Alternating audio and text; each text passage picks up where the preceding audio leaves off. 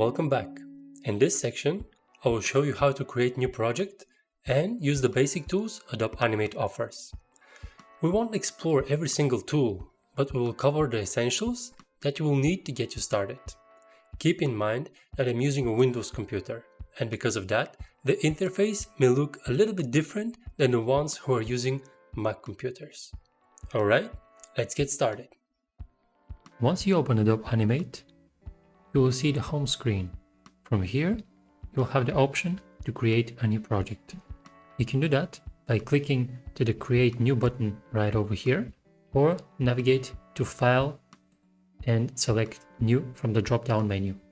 From here, we have the option to pick a lot of different presets from the top menu over here, but we will focus on the character animation.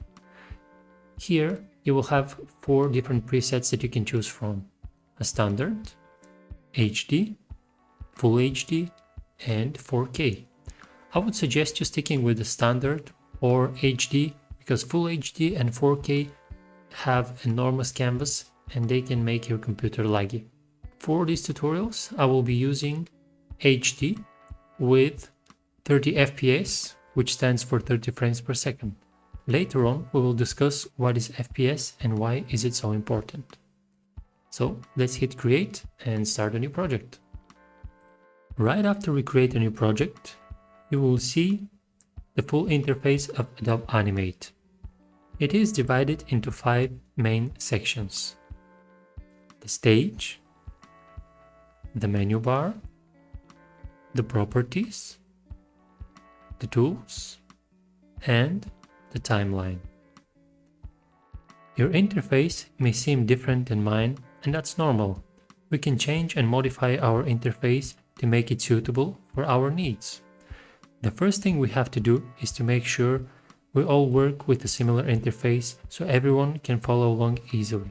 So let's navigate to the workspace button right over here in the top upper corner and click on it once. From here, you will see several different presets. Feel free to test them out and see how they look like, but the one I recommend using is the basics. Okay, so now that we are all on the same page, let's start exploring the interface.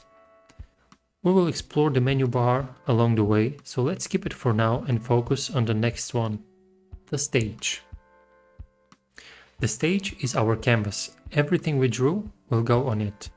You can move around the canvas by holding the spacebar on the keyboard and click, hold, and drag.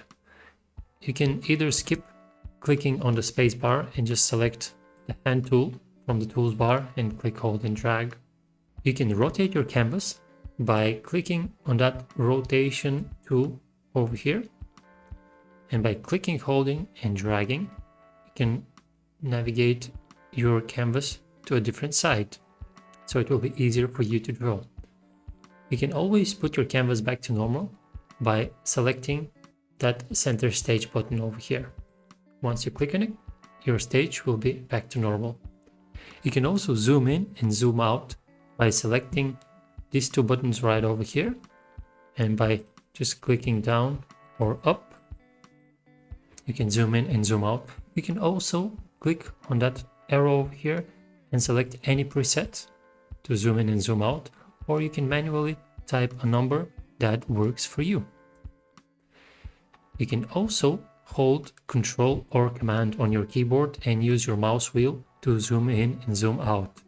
You will notice when you zoom in and zoom out while holding Control and using the mouse wheel that the zoom will work towards the cursor of your mouse.